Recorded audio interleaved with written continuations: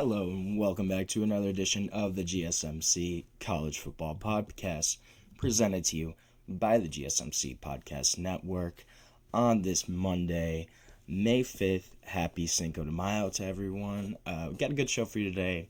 Going to talk a little bit about Michigan self-imposing a 2-game suspension on head coach Sherrone Moore. Also going to discuss the USA Today Top 25 Coaches list, kind of react to what they said, what I think. Also going to discuss some weekend commitments, some big-time pickups for some programs, as well as touch on Scott Frost going back to UCF. What does that kind of mean? What does that look like? We're going to talk about it. And then make sure you stick around for my last segment when I'm going to talk about, is Iowa State in some financial trouble? It kind of looks like they might be. But before I get into any of that, I just want to remind everyone that this show is all about you. We love hearing your comments, questions, insights, hot takes, whatever you got. We want to make this show as interactive, as exciting as possible. One easy way to ensure that you get on the air, your comment gets read, is to use a super chat feature. To do that, you can click the $ at the bottom of the chat box to send in your comment, question, opinion there. This guarantees that your message gets on the air, and it's also just a great way to support our channel and what we are doing here at GSMC. We can't do what we do without your ongoing support, and we are so grateful to have you all as a part of our community here. So the big news coming out of today is that Michigan has suspended head coach Sherrone Moore for 2 games this season.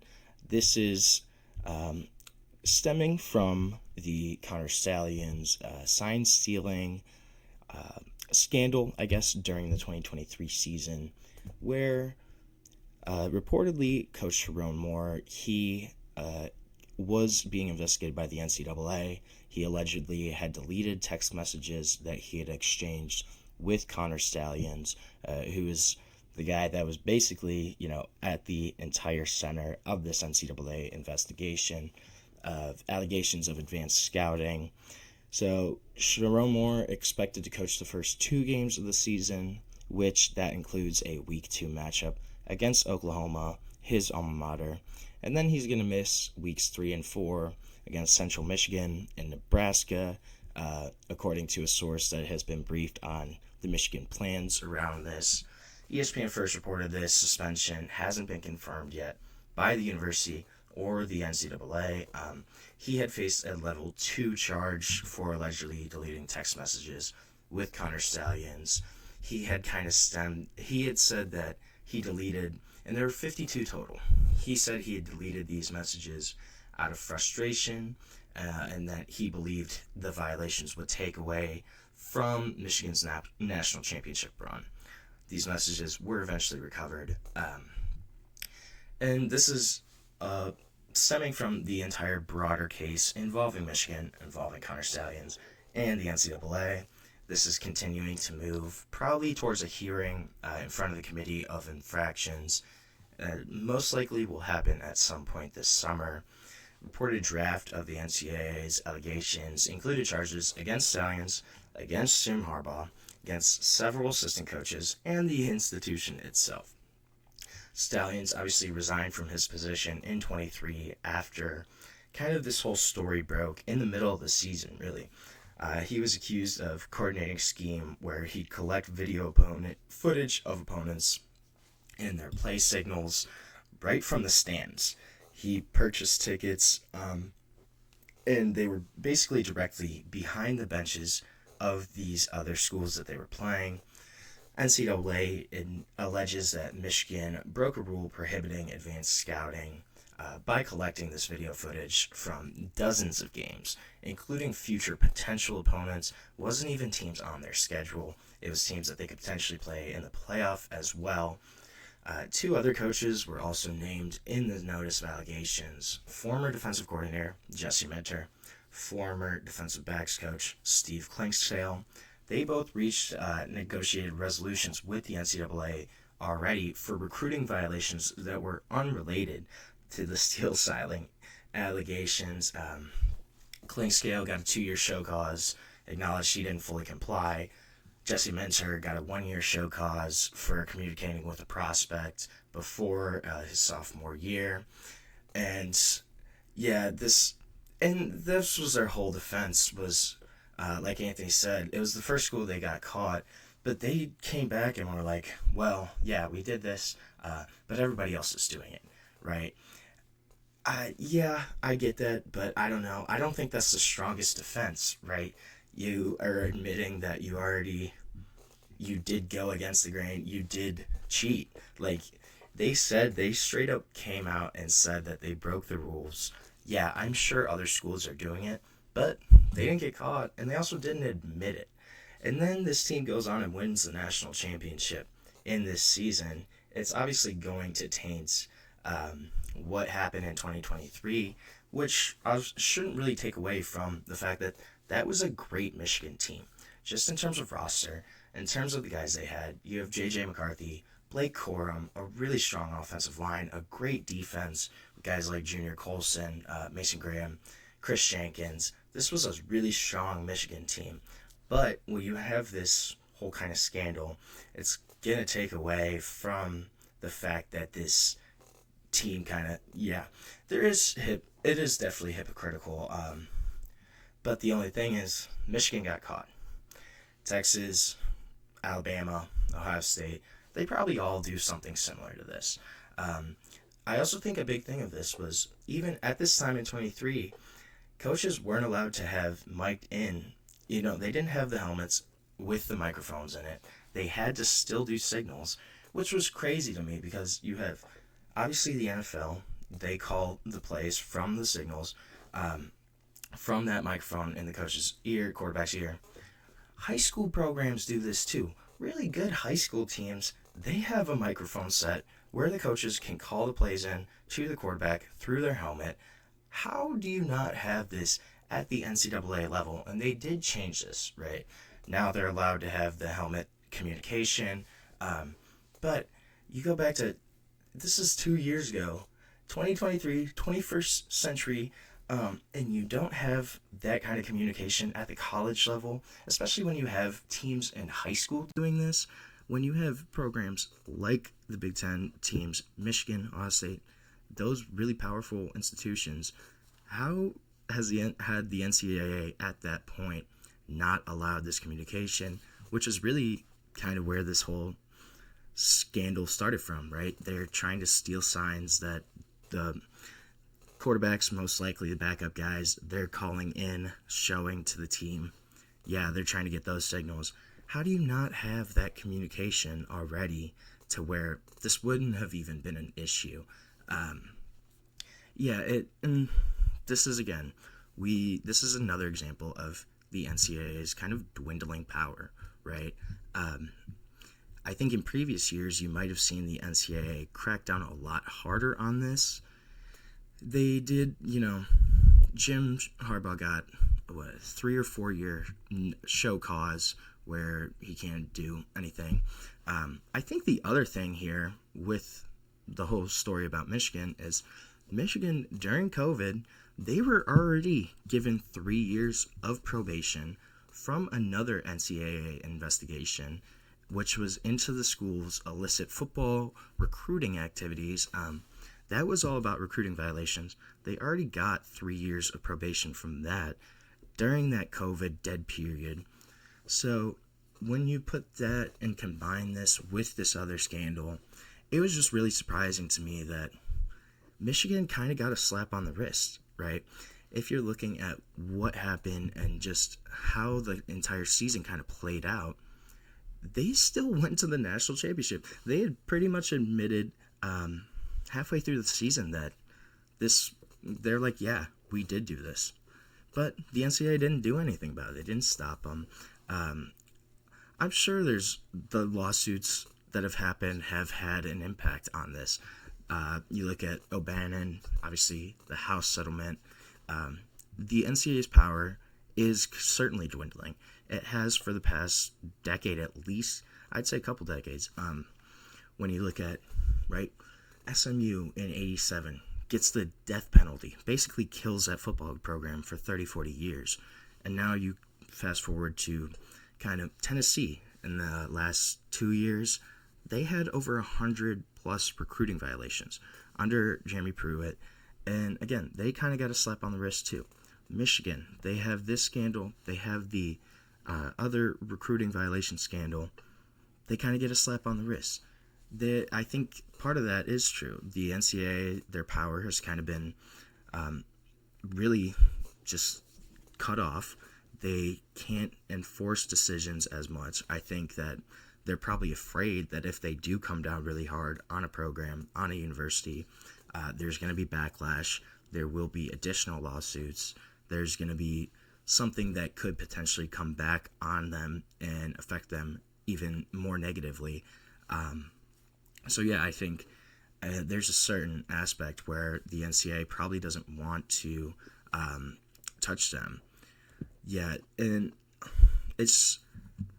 I think more of the past 10, 15 years where you look at programs really aren't getting anything as much penalties. I remember like Ohio State in the Tressel era, 07, 08, they got 2 or 3 years probation from the postseason for players signing autographs. Obviously, that would never happen now in today's era of NIL.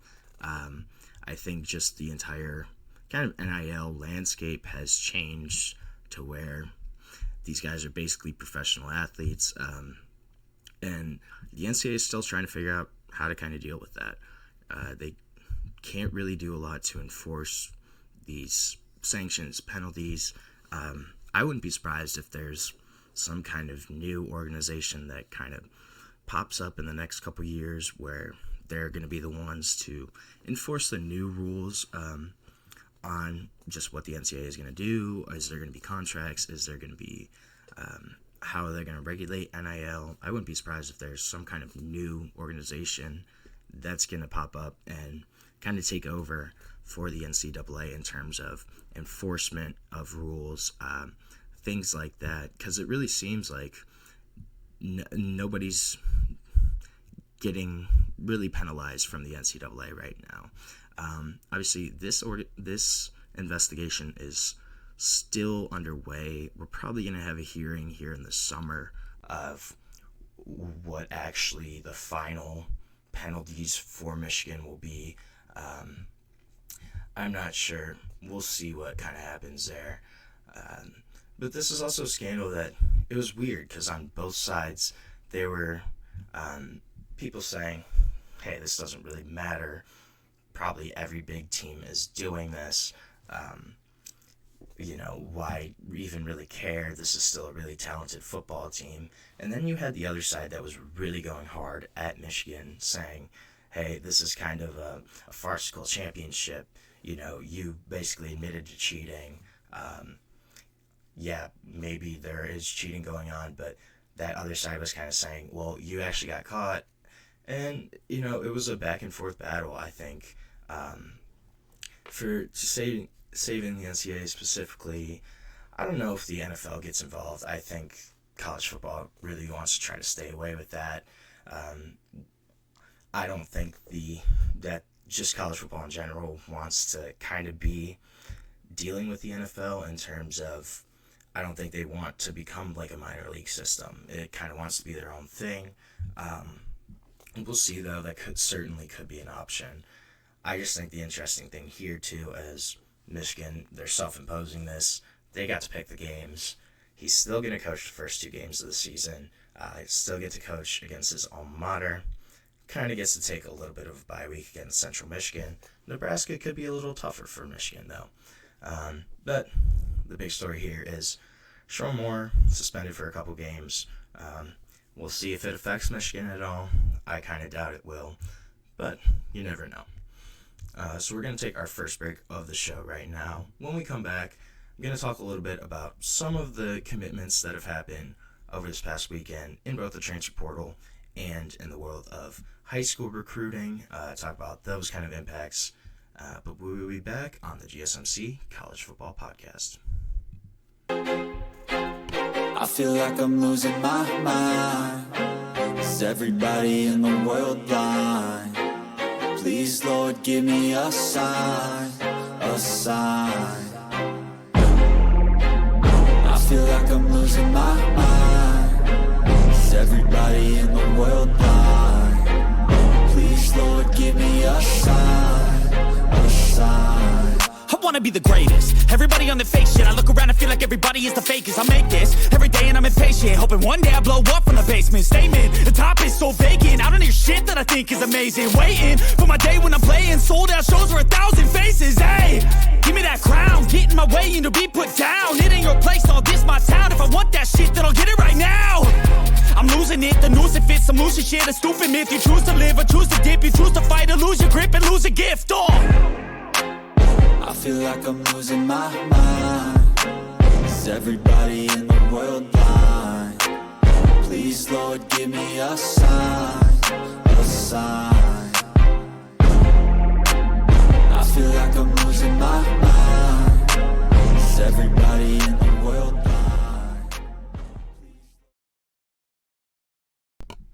Welcome back to the GSMC College Football Podcast, presented to you by the GSMC Podcast Network. Just touched on Sherrone Moore, his suspension. I don't know, kind of ridiculous. But we're going to switch gears, talk a little bit about some of the big-time commitments this week across college football. Biggest one, for sure, was AJ Haulcy, safety from Houston.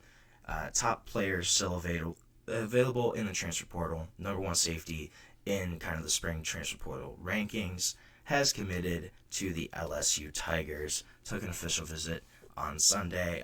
Miami, Ole Miss, SMU, they were all kind of still in contention for his pledge. This is a big pickup for LSU, solidifying a really great transfer portal haul for the Tigers this year. Brought in 15 to 18 guys. Filled a lot of holes at different positions there, but AJ Haulcy is going to be a guy that steps in on the back end and really could solidify that safety position. 6 foot 215 DB, has started 32 games over the past 3 seasons. Last year had a really great season. First team All Big 12, 74 tackles, 8 pass breakups, 5 interceptions, tied for most in the conference there. This is a kid that's a baller.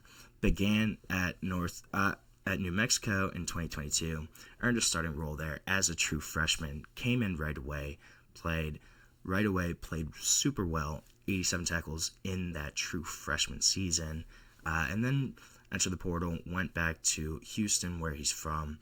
Kid that has produced every single year in college. As a sophomore in 23, had 98 tackles as a safety, which was the team high, which is incredible when you think about it.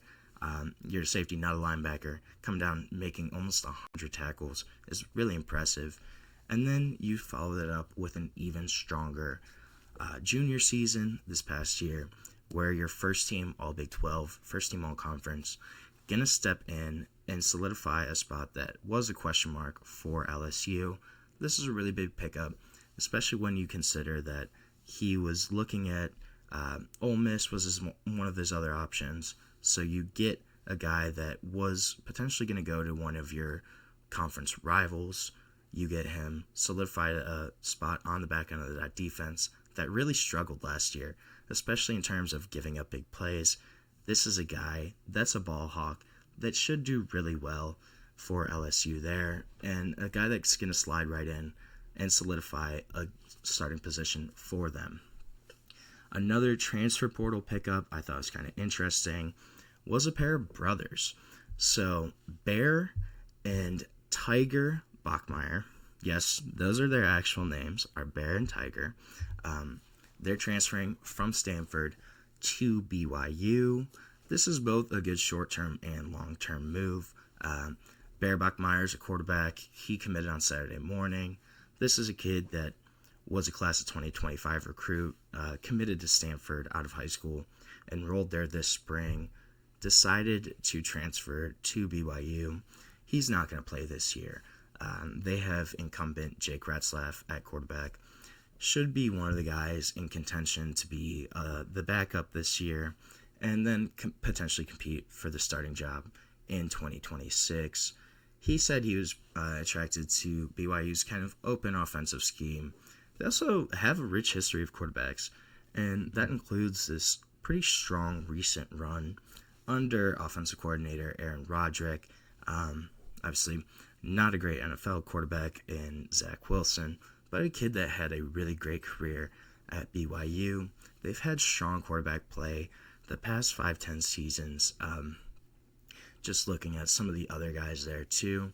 And also, historically, you have guys like Jim McMahon from the Bears, Ty Detmer, who was a really great college quarterback, and then Steve Young. These guys all went to BYU. So that was all kind of played a role in Bears' decision. And then it sounded like these brothers wanted to play together. So Tiger Bachmeier, wide receiver though, he also committed to BYU. They're going to play together. Graduated from Stanford in 2.5 years with a degree in computer science, which, if you're graduating from Stanford early, just overall is crazy. If you do it in 2.5 years, even crazier. And then you get a degree in computer science, that's just like the cherry on top. Pretty unbelievable there. But this is a kid that's going to step right in. Should be an immediate contributor at the wide receiver position. Over the past 2 seasons, he's had 46 receptions, just under 500 receiving yards, 2 touchdowns for Stanford. So a guy that can really step in, help that wide receiver room, at the very minimum, gives them a little more depth there for BYU. I just kind of like the brothers, the name there, Tiger and Bachmeier. That's pretty cool. Then another guy, Javian Osborne. This is a big-time pickup at the running back position for the Notre Dame Fighting Irish. Beat out Michigan for this guy's signature. Number 6 running back in the country. Only 5'9", 190, and from Forney, Texas. But this is a kid that said he wanted to play up north. I thought that was kind of interesting. Personally, if you're from Texas, I don't know why you want to play up in the cold, but that's just my opinion. This is a kid that's been one of the most productive running backs in the country in terms of high school production. Also, this is continuing Notre Dame's stretch on really hot run in terms of recruiting in that 2026 class. In the past month, they've picked up a couple different prospects there. And this is a kid that during his time in high school, he's already had 4,500 rushing yards across his first 3 seasons. As a freshman, exploded onto the scene, newcomer of the year in his district in Texas. And then as a sophomore in 23, had 2,200 rushing yards, 39 touchdowns, almost 40 rushing touchdowns. Is unbelievable as a high school kid. And then this past season, didn't have as great of a year, but still had 1,200 yards, 25 touchdowns, more than 6.5 yards per carry.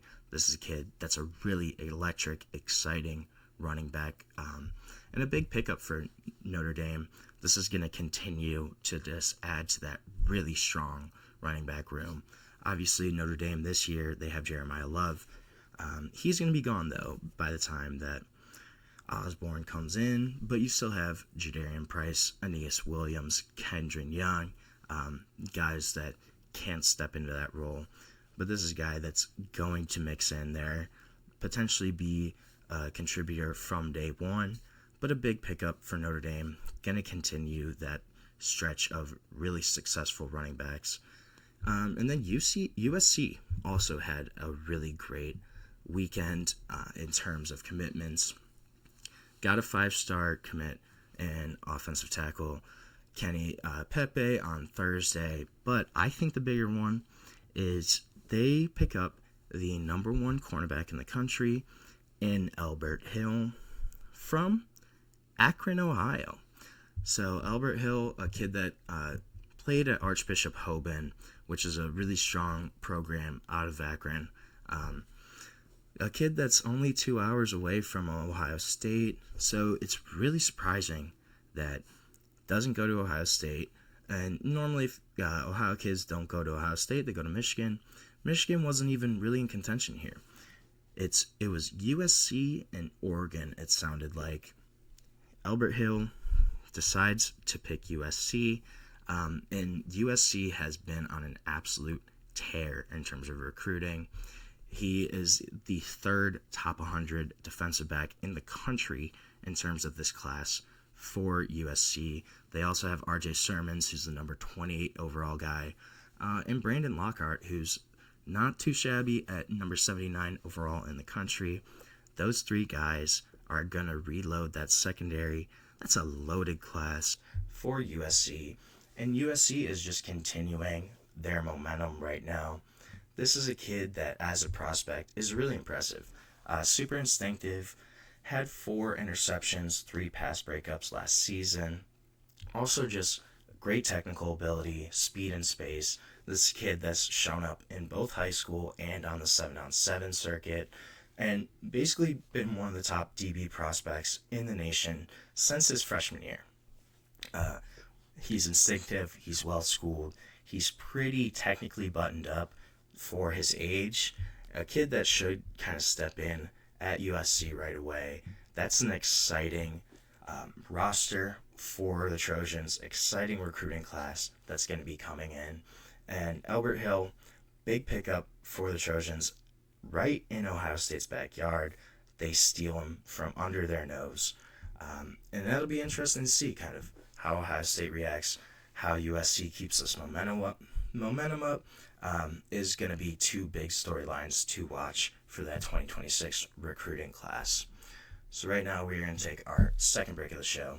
When we come back, we're going to discuss USA Today's top 25 coaches list, my reaction to it, and just some thoughts on that. So we will be back on the GSMC College Football Podcast. Looking for your daily fix of sports talk without having to pay for it? GSMC Sports Network is available on YouTube. Just search GSMC Sports Network. Get your fix of daily sports talk shows on YouTube, absolutely free. NFL, college football, NBA, MLB, MMA, UFC, fantasy football, and so much more. GSMC Sports Network has shows running all day long, with new sports shows starting every 2 hours. Just like on your favorite cable sports channel, except GSMC Sports Network is absolutely free. Just search GSMC Sports Network on YouTube to catch one of your new favorite shows, like the GSMC College Football Podcast, Chip Shot Football Podcast, Hoops and Heels Women's Sports Podcast, GSMC Basketball Podcast, and so many more. Check it out for yourself. GSMC Sports Network, now available on YouTube absolutely free. Search GSMC Sports Network on YouTube right now.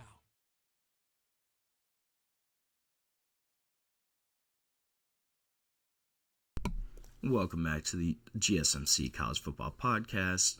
Going to talk a little bit now about USA Today's top 25 coaches list, kind of what I thought on it. There was a couple interesting ones on here, though, for sure.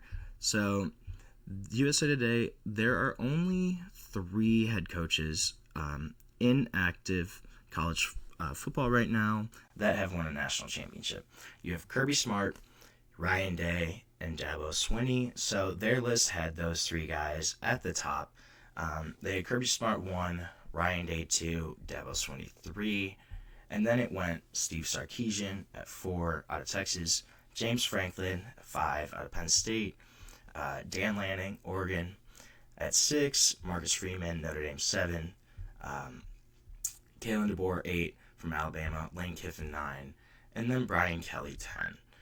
So, and this was a list that was dominated by the Big Ten and the SEC. Big Ten had 8 coaches in the top 25.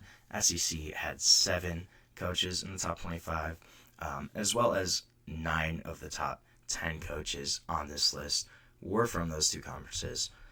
Frankly, I don't know if that's really true. I think that's kind of a little bit of a power 2 bias in terms of how these coaches are. Obviously, normally when coaches progress, move up to better jobs, that's kind of where they're aiming to end up, trying to land is in one of those Big Ten SEC jobs. But I don't know if that necessarily means that they're the best coaches. I think there's some other guys that are really great coaches that maybe just haven't had the opportunities or kind of had the financial support, had the NIL support, institutional support to kind of really put strong teams out on the field. There are a couple other interesting guys that I thought that this list included. So Eli Drinkwitz was at number 24 from Missouri. Curt Cignetti was at 13. Matt Rule was at 18. Lance Leopold from Kansas was at 21.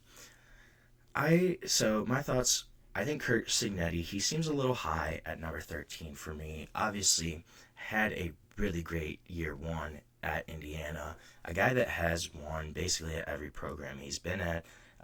One at JMU, one before he got to JMU. Obviously, one in year one at Indiana.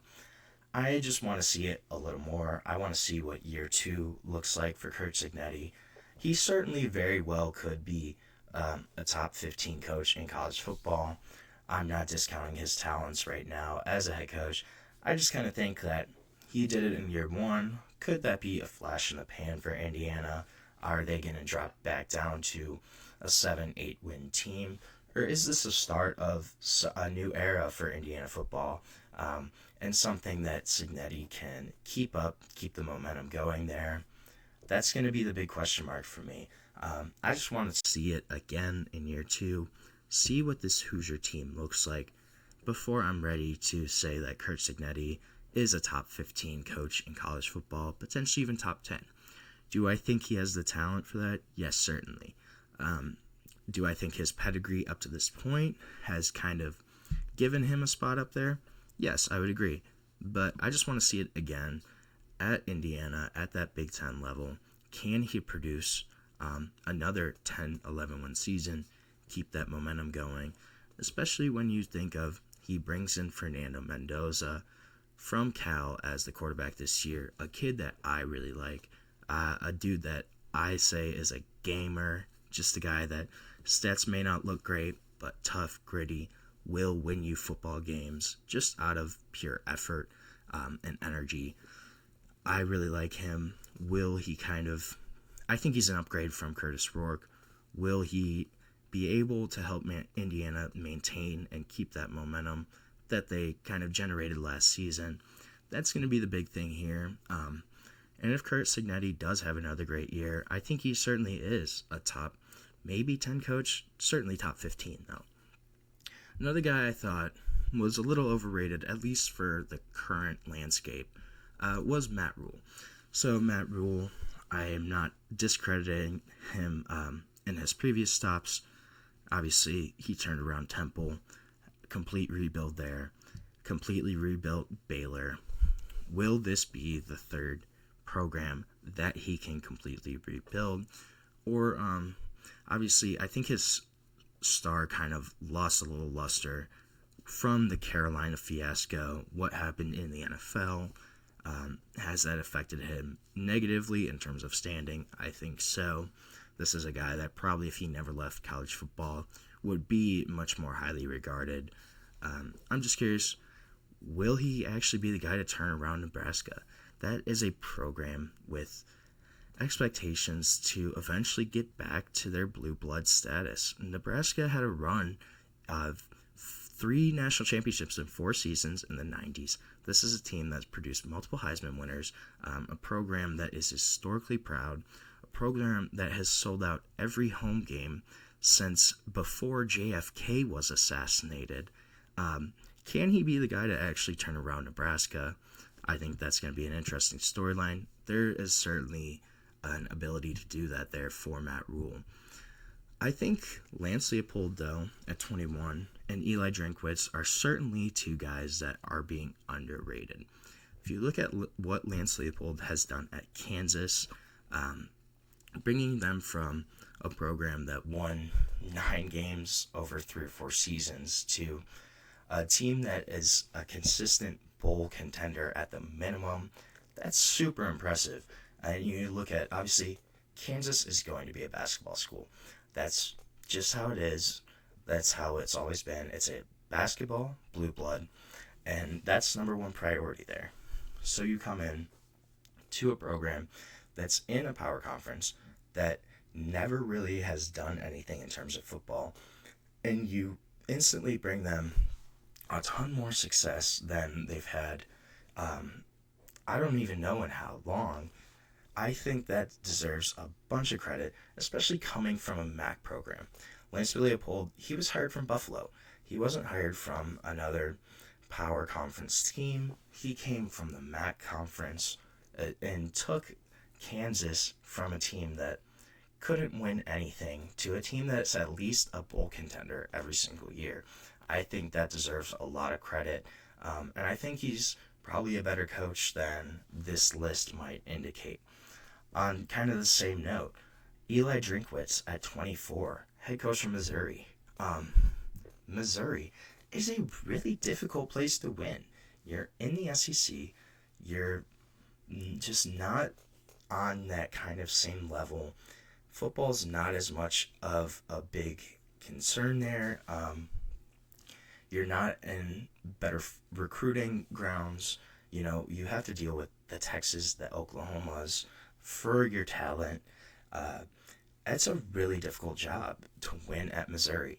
And he's had them be 10-11 win teams the past few seasons. He's kept them consistently decent. You know, it'll be like a rebuilding year or two, but this is a guy that has had Missouri constantly overachieve in terms of how they've produced on the football field. Having 10-11 win seasons there is really difficult to do, and being able to compete consistently year in, year out is super impressive there. And I think Eli Drinkwitz deserves a lot of credit for just that kind of sustained success that we've seen at Missouri in the past 5 years, I would say. And then I also think how Jeff Monken being left off the list completely is incredible. The guy, Army head coach, not even a top 25 head coach, he brings Army into the AAC. In their first year, they win the American Conference. They were consistently ranked in the top 25 the past season. They have overachieved every single year that Jeff Monken has been the head coach pretty much at Army. This is an Army team that has become, a serious contender in the American, a team to look out for, a team that's always hard to play. And you're at a service academy. You're at a place where the recruiting is not going to be, you're not going after 4 or 5 star guys for the most part. You're going to get 2, 3 star guys. You're not going to have kind of maybe those super big offensive linemen. Probably your athletes, the caliber of athletes may not be as high as some of these other teams, even in your conference. The fact that Army has been a top 25 team in the past couple years, has consistently competed, been a winning program, that's all a testament to Jeff Monken. And I think the fact that he is not even on this top 25 list is criminal. It really is. This is a guy that could have left for multiple other jobs in the American, probably in the ACC, in the Big 12, could have gone somewhere else, has stayed at West Point, has built them into a team that you have to take seriously.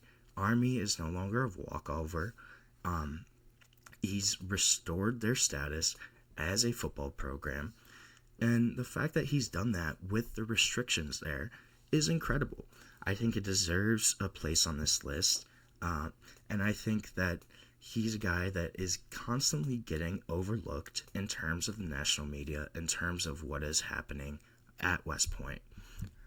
I had my list, if I would redo the top 5, I had Kirby Smart 1, Dabo Swinney 2, Dan Lanning out of Oregon 3, Kalen DeBoer I have as 4, just because I think he's a really great coach.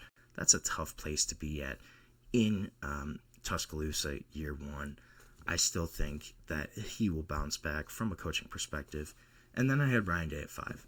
I'm not the biggest Ryan Day fan personally. I think a lot more has to do with his recruiting and the staff that he puts around him. but just won a national championship, has consistently had great teams, so he deserves a spot at least at some point. Whether or not I think he's really the main reason for kind of Ohio State's success, I kind of doubt it, but it's certainly a possibility. So we're going to take another short break here on the show. When we come back, we're going to talk about Scott Frost going back to UCF, and kind of what that means for both him and the program. Will they be able to go back to that 2017 season? We'll see. But we will be back on the GSMC College Football Podcast.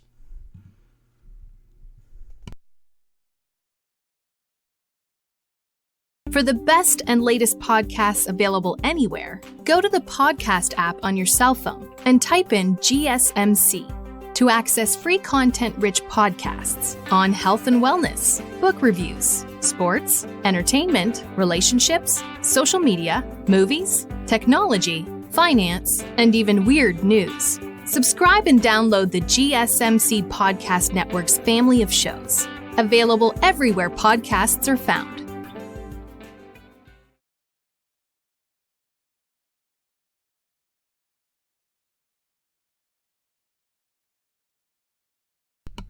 Welcome back to the GSMC College Football Podcast, presented to you by the GSMC Podcast Network.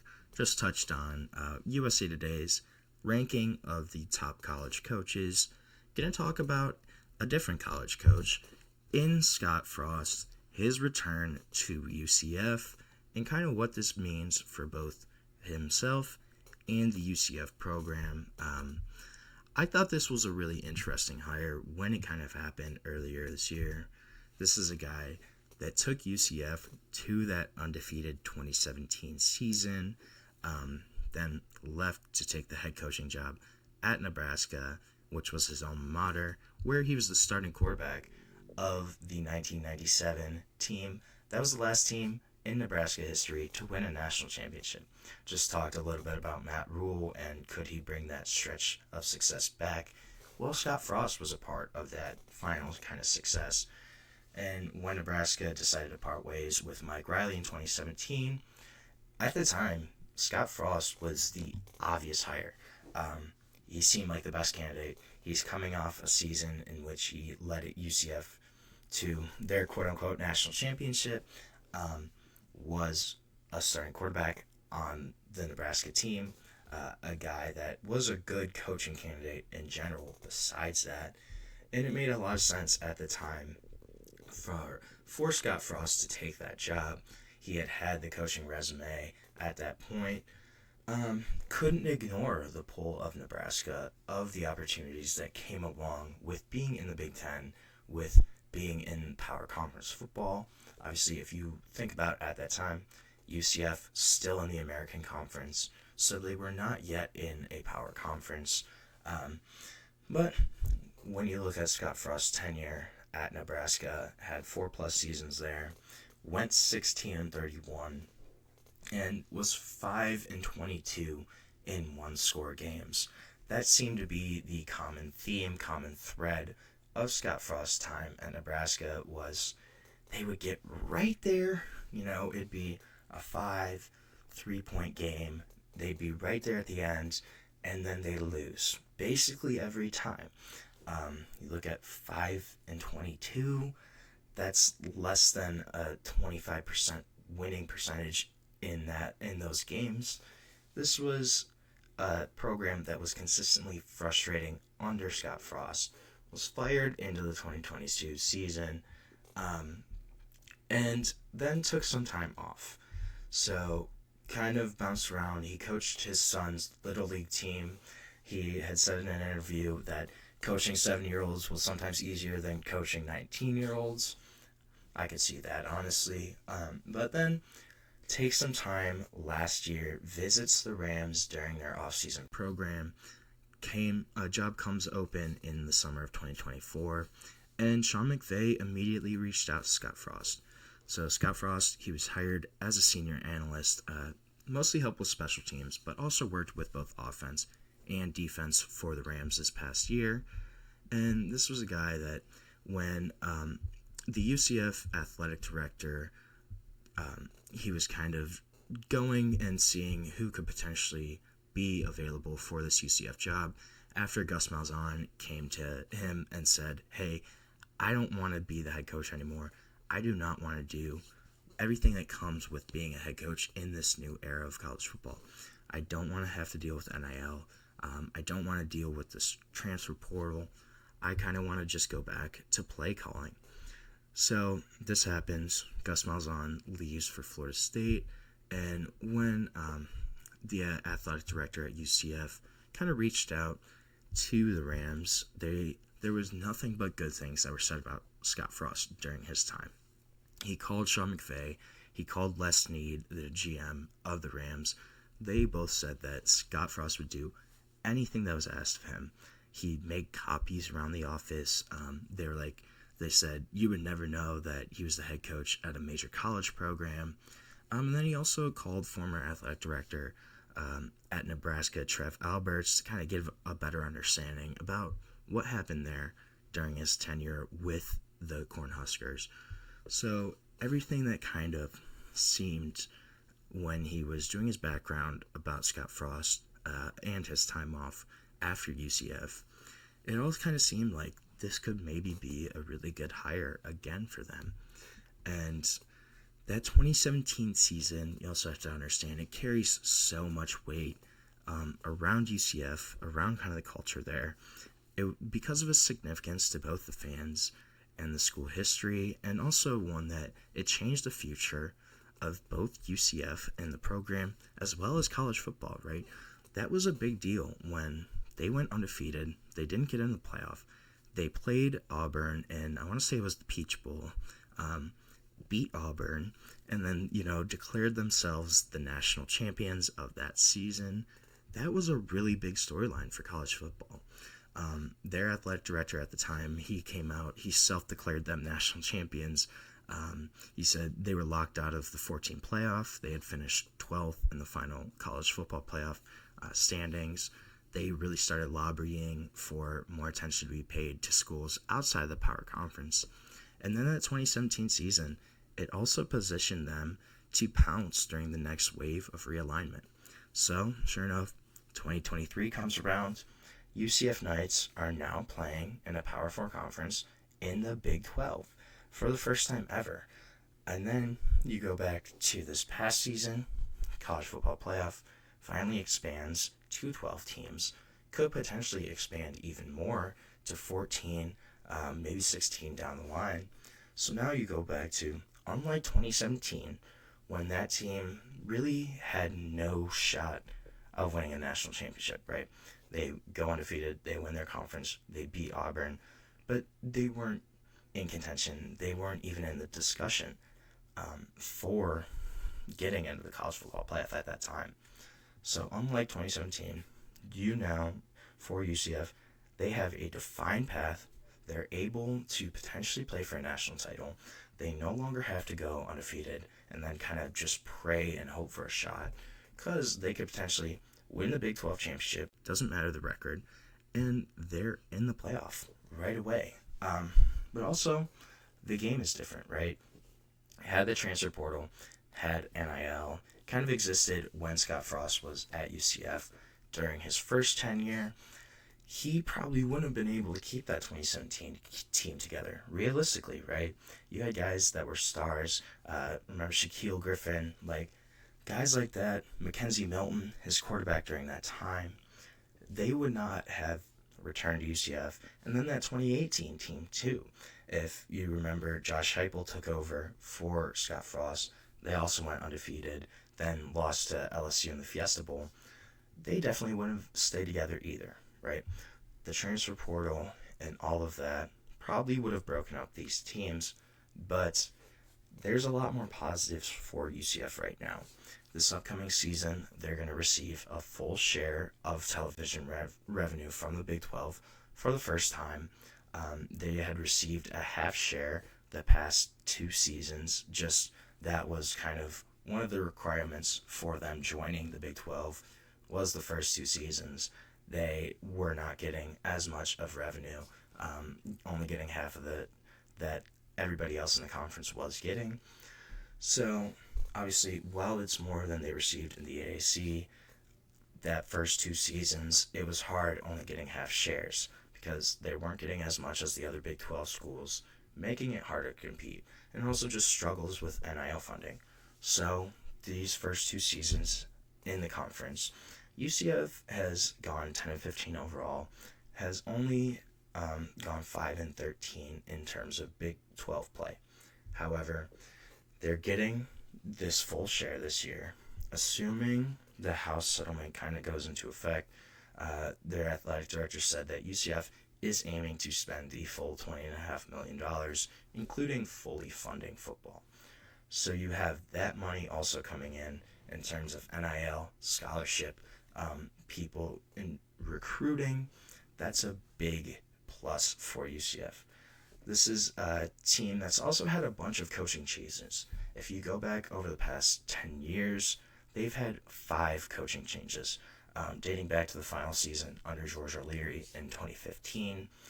And hopefully this is a move that makes sense long-term for both Scott Frost and for the UCF program. Scott Frost says he wants to be here for the long term. They kind of hope that that's the case, that consistency at head coach, that's going to be an added benefit for UCF. And they also believe that they're getting the best of Scott Frost in this moment, that they don't really feel like rehiring him is not going to work out. And this is a school that is really on the rise in terms of what it can do with football. Now you're getting full share of revenue, you're adding that house settlement money, most likely, and then also, this is a school that people don't realize, it's the 3rd biggest school in the country in terms of undergrad enrollment. UCF is absolutely massive. There's about 60,000 undergrads, so I think financially they're in a little bit of a better position than a lot of people realize. This is a school that this move, this Scott Frost returning, it could really work out for UCF. I'm curious to kind of see what's going to happen, how it's going to shake out, and then also how they're going to recruit. I also really like Mackenzie Milton, his quarterback from that 2017 season, is the quarterback's coach now at UCF.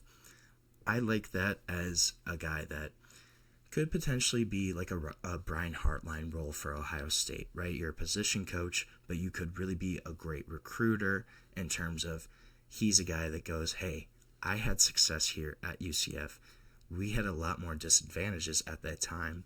You come here, you come to this program, you can be even more successful than us. You're going to get paid more. You have more exposure now in a power conference. Things are going to be on the up and up.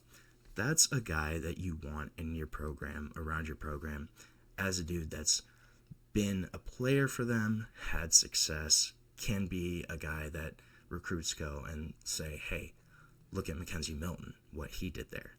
What could I potentially do there as well? I just like that. So now we're going to take another short break on the show, take our final break of the day. When we come back, going to talk about another Big 12 team in Iowa State, and could they be in financial trouble? It sounds like they might be. We're going to talk about it more, though, when we come back on the GSMC College Football Podcast.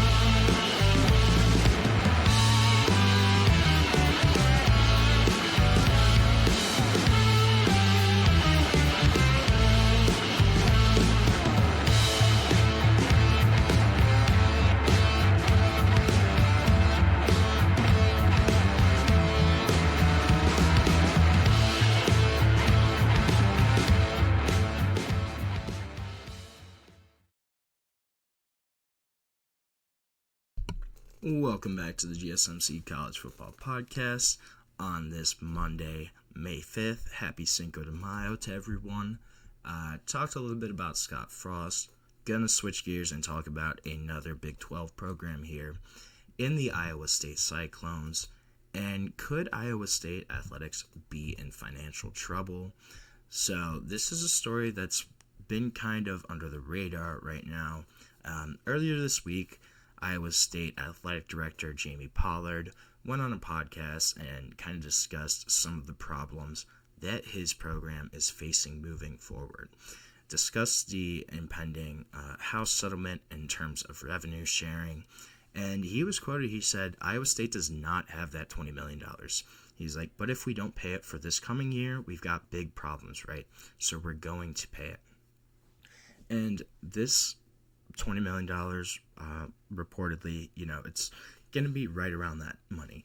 Not sure what the actual financials will be, but this isn't going to be a one-time thing.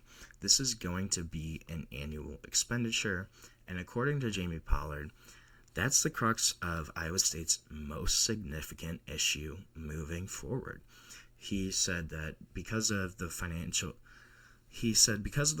discipline, everything they've worked on over the past 20 years, they've had a pretty substantial cash reserve that they were built up, but they used that during COVID. So it didn't cost Iowa State, didn't cost the student body, didn't cost the Board of Regents, anything to get through COVID. He also said that University of Iowa, they got a $60 million loan from the university. They haven't paid anything back but of that loan, but they did get one. He kind of said, we didn't take a loan at Iowa State. We funded it from our reserves. However, because of that, he goes, we can't fund the $20 million. He said, in about 2 years, we will be out of the reserve fund for Iowa State athletics. And this was something that's he kind of addressed also in January. So said supporting Iowa State athletics is going to be a lot more expensive for Iowa State fans this next year. He put out a message to fans in January kind of discussing the financial pressure that Iowa State faced. He stated that the annual cost to fund the athletic department was going to increase by more than 20%, citing revenue sharing, signing both Matt Campbell and men's basketball coach TJ Otzelberger to long-term contracts, as well as changes to the Big 12 Conference, changes to college football playoff format, and revenue distributions. These are all factors of how it's going to be more expensive. He also kind of said to address the increase in spending, they were implementing 3 main price increases that are going to directly impact fans. So annual Cyclone Club giving levels, that's just kind of a donation thing, they're going to increase by 20%, starting with the 2025 drive year. Fans will also receive notice to renew in February. And then additionally, Iowa State is adding a state sales tax to all ticket sales beginning in the fall of this season. They said that the athletic department currently pays state sales tax out of the ticket price. This change will allow them to better align financially with other institutions. And then also he said that the price of women's basketball tickets was increasing by about $50, reflecting demand, and it's going to help with revenue sharing. They also are saying that he's asking coaches and department heads to reduce their respective annual operating budgets by 10% to help cut expenses. And if you look at their revenues and expenses from the 2024 fiscal year, they had a surplus of about $70,000, which is actually kind of impressive. A lot of schools tend to operate on a deficit. Ticket sales, they were a big factor in generating revenue, but also media rights, that was a big thing. And then coaching staff, that's going to be the big thing moving forward. They're going to have about $40 million in extensions for Matt Campbell, TJ Otzelberger. How are they going to be able to afford this revenue sharing, paying players, bringing in recruits in terms of NIL? This is going to be a big issue. I think this is something that we're just starting to see and hear about, but this could certainly be an issue with multiple universities on the FBS level. Iowa State is a major state institution, but they're having to cut costs. They're having to do all of this basically to try and stay alive, stay competitive in the new era of college football. Will they kind of be able to do that? Is this something where they could have to leave the Big 12? Is this something where we're not really going to see the impact? Will this be a non-issue for Iowa State, though? That's certainly also a possibility. And then, how are fans going to react? Most of these fans, they're driving into games. You have people who may not be as financially lucky, I guess. That's not the right word I want to use, but there's a lot of different costs here. How are fans going to react to having to pay more to watch their favorite teams, to watch Iowa State athletics? Could this kind of be a recurring issue? I think that's certainly a possibility. And if this is the case for Iowa State, what's it like for, the Liberties of the world, the TCUs, the maybe some power schools that aren't on that level? How is this kind of affecting them? Will this be an issue moving forward throughout college athletics? I think that's certainly a possibility here. And I don't know if this is going to be the last time we hear about a university having some issues. And I don't think this is the last time we hear about Iowa State either. This is going to be an issue for Iowa State, not just this year, but into the future, both near and far future. How will it affect their athletic programs? Will schools have to cut athletic teams? That's a possibility as well, as they're going to all kind of have to readjust and react to revenue sharing, to what they could potentially try to do in their programs. This is going to be a recurring storyline, I think, throughout college athletics that we're going to see the impacts and ramifications of in the next few years, and in the future far out as well. So we're going to end our show for today with that little, prediction, I guess. But thank you so much for tuning into the GSMC College Football Podcast. Please remember to subscribe, like, follow the channel, and if you want, you can also go to Facebook, Instagram, Twitter, TikTok for even more sports content, more sports updates that you love. Thank you so much, and have a great day.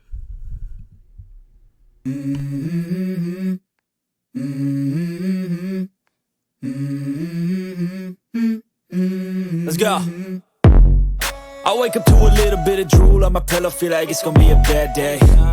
Yeah, I'm tired of shit, and the coffee ain't hit yet, damn, ain't that great. I don't wanna go to